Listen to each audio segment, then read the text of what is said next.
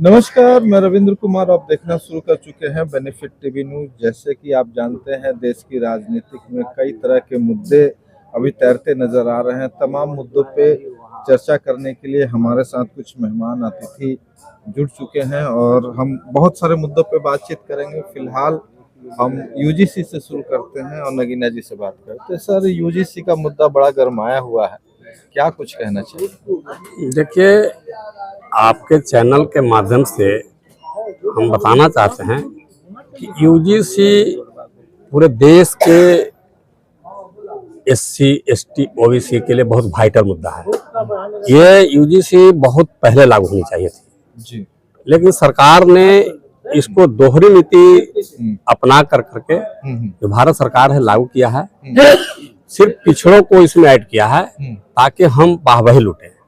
एक तरफ पिछड़ों को ला करके मतलब जैसे वाहवाही लूटा, लेकिन दूसरी तरफ जो है कोर्ट के माध्यम से उसको रोक लगा दिया ताकि पिछड़ा जो है हमारा जैसे कि सहपाठी बन जाए। और उधर सवर्ण समाज से लोगों के लिए हाई कोर्ट करा के, सुप्रीम कोर्ट करा के रोक लगा दिया। तो मेरा कहना है कि अगर ये यूजीसी को सचमुच में लागू करना था तो भाई संसद में बिल लाके पास करा दे। संसद से बिल लाके पास करा दे, वो संसद मतलब जो कानून बनाएगी वही सर्वोपरि होगा, सुप्रीम कोर्ट भी कुछ नहीं करेगी। लोकेश जी, क्या आपको लगता है? सर, नगीना जी बोले हैं तो क्या उसमें कुछ कितनी सच्चाई आपको नजर आ रही है? सर देखिए, इसमें नगीना जी बोले वो भी सही बात बोले। वो जो बात बोल रहे हैं ये पॉलिटिकल इशू है। बीजेपी को लग रहा है कि केवल हम सवर्णों के वोट से बहुत दिनों तक सत्ता में नहीं रह सकते, तो उसने ओबीसी को रिझाने के लिए अपने तरफ कोशिश किया। उसके खिलाफ में सवर्ण लोग चले आए। जब बताइए कि पायल तड़वी और रोहित वेमुला का मामला जो था, विश्वविद्यालयों में, शैक्षणिक संस्थानों में या भारत सरकार या राज्य सरकार के संस्थानों में जो भेदभाव होता है, डिस्क्रिमिनेशन होता है लोगों, कर्मचारियों के साथ, अधिकारियों के साथ, एससी, एसटी, ओबीसी के लोगों के साथ, उसका बहुत सारा कंप्लेन जो है सरकार के पास जा रहा था, कोर्ट के पास जा रहा था मामला। तो उस पे एक कमेटी बनाई गई, संसदीय कमेटी जी, जिसके अध्यक्ष कांग्रेस के दिग्विजय सिंह थे। उसमें सत्ता पक्ष विपक्ष के बहुत सारे सांसद थे, जिसमें 17 सांसद सवर्णों के थे। और सुप्रीम कोर्ट के आदेश पर समता कमेटी बनाने का निर्णय लिया गया था। सुप्रीम कोर्ट के जो अभी वर्तमान सीजीआई हैं, वो तब के बेंच में उन्हीं का आदेश था कि समता कमेटी बनना चाहिए, जिससे लोगों को जो भेदभाव हो रहा है उस पे सुनवाई हो, उसको न्याय देने के लिए एक कमेटी बनाई जाए हर एक संस्थानों में। उसी के आधार पर ये कमेटी बनी थी।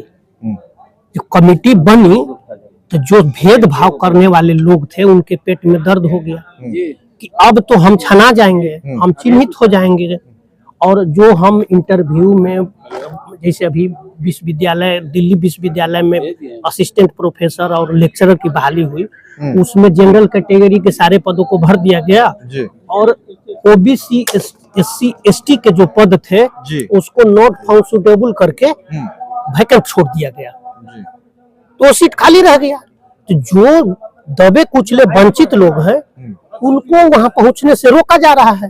तो कमेटी का यही काम था ना कि वो कोई कंप्लेन करेगा कि हमको इंटरव्यू में कम नंबर दिया गया और हम एग्जाम में डिस्टिंक्शन लाए हैं, तो हमारे साथ इंटरव्यू में भेदभाव किया गया जी। इसके चलते कमेटी बना था कि वह कंप्लेन होगा और जो हेड होंगे, संस्थान के जो हेड होंगे वो अथी करेंगे, कमेटी का हेड करेंगे। तो वो जब हेड कर रहे हैं तो पावर तो उन्हीं के हाथ में है जी। लेकिन जो शोषित समाज है उसके मेंबर लोग होंगे जो वहां बात रखेंगे, अपने पक्ष रखेंगे जी। फिर भी लोग के नहीं पचा।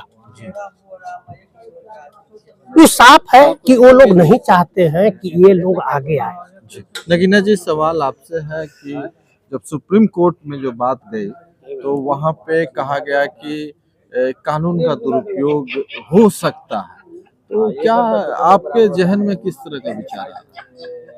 देखिए, बाबा साहब अम्बेडकर ने जब संविधान लिखा था और संविधान को जब सुपुर्द किया था तो उन्होंने बोला था कि मेरा संविधान बहुत बढ़िया लिख रहे हैं, लेकिन अगर अच्छे लोगों के हाथ में जाएगा तो ये संविधान सही कारगर होगा और गलत लोगों के हाथ में जाएगा तो ये संविधान गलत साबित होगा। आज आजादी के 78 साल होने जा रहा है जी, लेकिन आजादी के 78 साल होने जा रहा है तो उसमें समता, बंधुता, भाईचारा और बराबरी की बात किया था बाबा साहब जी। ने। आज यूजीसी की जो बात आ रही है, आरक्षण की बात आ रही है, आरक्षण मेरा व्यक्तिगत डिमांड है कि आरक्षण पूरी तरह खत्म कर दो, यूजीसी भी खत्म कर दो, लेकिन उसके पहले एक समान शिक्षा, एक समान स्वास्थ्य व्यवस्था, एक समान सुरक्षा की खाली लागू। जो संविधान जो कहता है चाहे किसी भी जाति, धर्म, समुदाय के लोग हो, केजी से पीजी तक निःशुल्क शिक्षा दे दो। सरकारी स्कूल में चाहे वो आईएएस हो, आईपीएस हो, सांसद, विधायक हो या सरकारी में सबका बच्चा पढ़ेगा। सरकारी हॉस्पिटल में सबका इलाज होगा। प्राइवेट बंद कर दो, प्राइवेट स्कूल बंद करो, प्राइवेट कॉलेज बंद कर दो। देखे कि मतलब यूजीसी की जरूरत नहीं पड़ेगा, आरक्षण की जरूरत नहीं पड़ेगा। आरक्षण दिया गया था प्रतिनिधित्व के लिए, जो कि हमारा समाज उसमें पढ़ा लिखा नहीं था, इसके लिए मतलब योग्यता भी लागू नहीं किया गया था। लेकिन आज मेरा मानना है कि एक उदाहरण देते हैं, मैट्रिक की परीक्षा होता है ना, क्या उसमें आरक्षण है? तो क्या एससी एसटी ओबीसी के लेकर फर्स्ट में पास करता है कि नहीं? सेना में आरक्षण है, तो फिर क्या एससी एसटी ओबीसी के जो बच्चा है सेना में जा रहा है कि नहीं? उसी तरह से अगर यूजीसी और अगर आरक्षण खत्म हुआ, एक समान शिक्षा व्यवस्था लागू हुआ तो सवर्ण समाज के बच्चा 0% पर आ जाएगा। अभी 15% 10% मिला रहा था ना, 0 पर आ जाएगा, क्योंकि वो लोग आगे क्यों बढ़ता है? पैसा दे करके। आज मेडिकल में जाइए 1 करोड़ रुपया देगा, एससी एसटी के पास पैसे नहीं है, वो इंजीनियरिंग में चला जाएगा 50 लाख देके चला जाएगा, वो घूस देके जाता है। और दलित के बच्चा जो है मेहनत करके जाता है, खाली सुविधा चाहिए तो एक समान शिक्षा लागू कर दे। देखिए कि मतलब सवर्ण समाज के बच्चा 0 पर आउट हो जाएगा। इसलिए मेरी व्यक्तिगत मांग है कि अगर सवर्ण समाज के लोगों से कि जब यूजीसी के खिलाफ जैसे कि रोड पर आते हो, और एक और उदाहरण लेंगे कि अगर यूजीसी के लोगों जो विरोध कर रहे हैं, सड़कों पर आ रहे हैं, उनको अपने स्वामी सहजानंद सरस्वती से सीखना चाहिए, कृष्ण से सीखना चाहिए, राजनारायण से सीखना चाहिए कि हमारा पूर्वज क्या किया था दलितों के साथ और समाज के साथ कैसे साथ लेके चला। लेकिन अगर ये साथ लेके चल रहा है तो एक घटना घटी है सवर्ण समाज के लोगों को जहानाबाद में, क्यों नहीं उसको न्याय देते हो?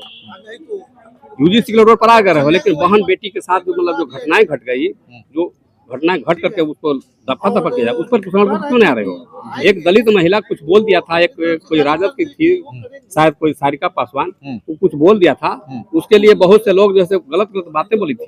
लेकिन आज सारिका पासवान के बाद से ज्यादा उस बेटी बहन के साथ हुआ है।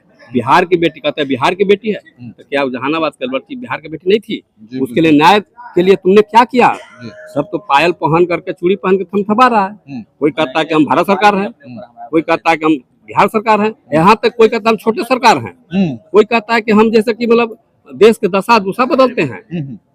आवाज जैसे कि सड़क पर कोई ना, सब गूंगा बहरा अंधा बना हुआ है। एक बेटी को न्याय नहीं दे सकता। जब इस समाज को अगर न्याय नहीं मिला तो दबे कुचले लोगों की बेटियों के साथ क्या होगा? उसका न्याय कैसे मिलेगा? इस समाज के लिए बहुत शर्म की बात है, चाहे यूजीसी के खिलाफ बोलना और बेटी को न्याय नहीं दिलाना। और सरकार का करे कि मुद्दों से अंग्रेज राज किया था, डिवाइड एंड रूल अपना करके। हमारी सरकार जो यहाँ चल रहा है, चाहे बिहार सरकार हो चाहे भारत सरकार, डाइवर्ट एंड रूल, यानी मुद्दा से लोगों को भटका देता है। अभी यूजीसी का मामला आया, बिहार में देखिए, एगो बलात्कार हो गया तो उस पर सब मामला चला जा रहा है, एगो SC ST केस हो गया तो उधर मामला भटक गया, यूजीसी मामला कौन हो गया। दिल्ली में अपहरण का मामला चल रहा है, उधर यूजीसी का मामला कौन हो जाएगा। यानी मुख्य मुद्दा से भटका करके उधर जैसे कि अपना काम कर रहा है। अच्छा, यही हमारी देश के विनाश का कारण है।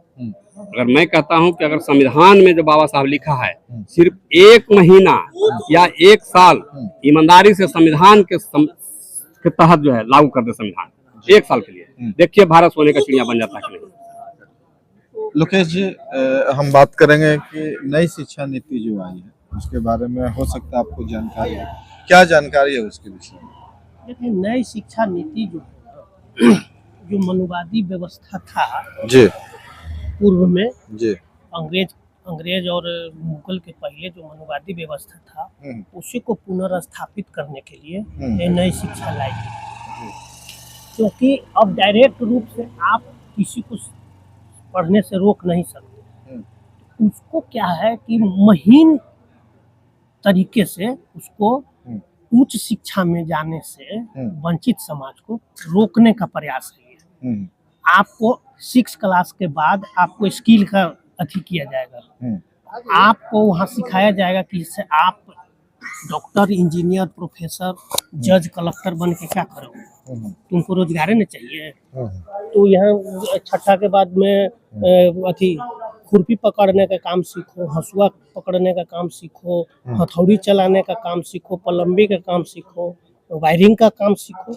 नई शिक्षा के तहत जो सिलेबस आ रहा है उसमें यही है ना कि आप छठा के बाद से आप स्किल सीखिए। स्किल सीखेंगे हम लेबर बनने के लिए ना, मजदूर बनने के लिए ना। अगर हमारी इच्छा है, हमारी जिज्ञासा है कि हम डॉक्टर बने, हमारी जिज्ञासा है कि हम जज बने, कलेक्टर बने, तो हमको तो वहाँ से डाइवर्ट किया जाएगा। मैट्रिक के नीचे ही हमको मोड़ दे दिया जाएगा कि आप इधर चले जाओ, सेवा में चले जाओ, शासन में मत जाओ, सेवा में जाओ।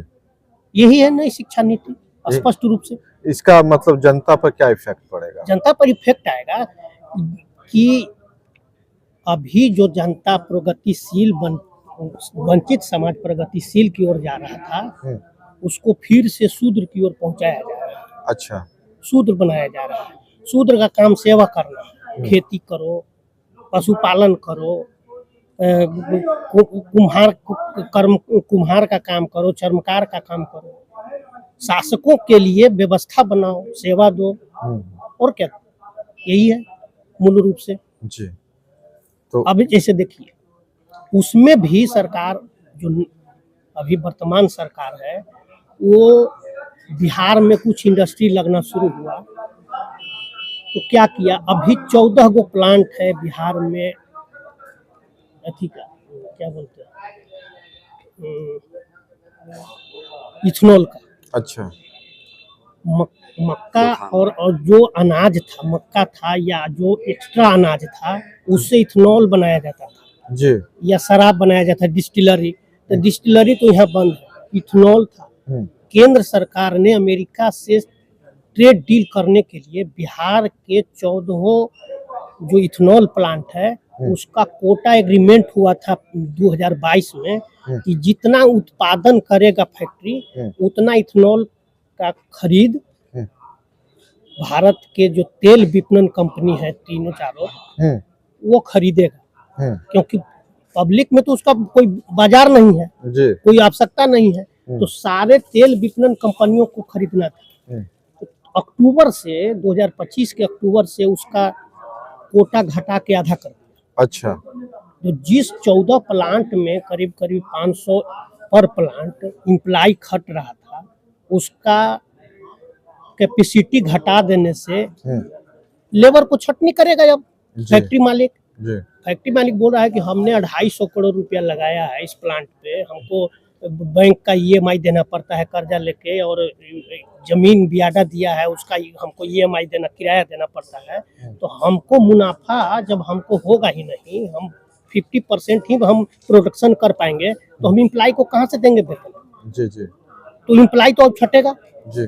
और ये जानबूझ करके अमेरिका पॉलिसी बनवाया कि हिंदुस्तान में पेट्रोल और डीजल में इथेनॉल का 20% मिश्रण हो रहा है, और ये जो है से अंतर्राष्ट्रीय मार्केट में तेल व्यापारियों के पास में 20% खरीद कम हुआ जी जी। तो जो हमारा रेवेन्यू बाहर जा रहा था वो रेवेन्यू रुकना शुरू हुआ जी। लगभग 22 लाख करोड़ का पेट्रोलियम का अथी होता है, खरीद होता है, भारत सरकार खरीदती है 22 लाख करोड़, उसमें 20% कम हुआ तो लगभग 5 लाख करोड़ का हमारा बेनिफिट हो रहा था।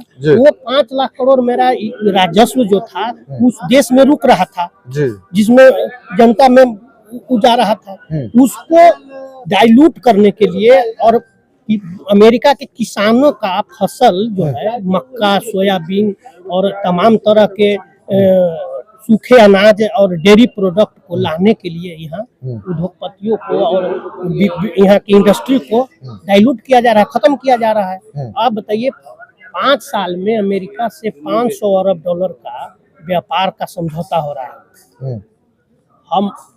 हम जो है 43 अरब डॉलर का सामान अमेरिका से लाते थे, अब हमें लगभग सालाना 100 अरब डॉलर से ऊपर का सामान मंगाना पड़ेगा। अच्छा, तो हमारी इंडस्ट्री पर प्रभाव पड़ेगा। तो आज भारत सरकार जो है अपने गुजरात के व्यापारियों को लाभ पहुंचाने के लिए जिसका व्यापार जेम्स एंड ज्वेलरी में है, अथी ठीक है 5 मिनट, टेक्सटाइल में है, टेक्सटाइल हब सूरत है, जेम्स का है, डायमंड का है, उसका व्यापार रुक गया था। उसको फिर से व्यापार बढ़ाने के लिए हमारी सरकार ने अमेरिका के साथ ट्रेड डील किया, जिससे किसानों को बहुत बड़ा नुकसान होने जा रहा है जी। यहाँ के कामगार मजदूरों को बहुत बड़ा नुकसान होने जा रहा है। बेरोजगारी बढ़ेगी यहाँ जी। और जब बेरोजगारी बढ़ेगी तो हमारा खरीद क्षमता घटेगा, जी जी हमारा ग्रोथ रेट घटेगा, जी तो हमारी आय भी घटेगी, जी। तो फिर हम अर्थव्यवस्था हमारा छोटा होगा, हम बेरोजगार होंगे। तो हम नुकसान करके अपने और कुछ लोगों के फायदा के लिए 2, 4, 10 पूंजीपतियों को फायदा पहुंचाने के लिए हमेशा ट्रेड डील क्यों करेंगे जी। ये तो बाजार ट्रेड डील नहीं, ट्रेड डील है। ट्रेड डील है, ट्रेड डील है। पूरी मार्केट को अमेरिका के लिए और यूरोप के लिए खोल दिए। आप हम सामान यहाँ से भेजेंगे अमेरिका तो हमसे 18% टैक्स वसूलेगा अमेरिका, और वो वहाँ से सामान भेजेगा तो हमको 0% टैक्स लेना है। ऐसा क्यों? तो ये तो देश के साथ धोखा है ना, देश के जनता के साथ धोखा है। चलिए बहुत बहुत धन्यवाद हमसे बातचीत करने के लिए।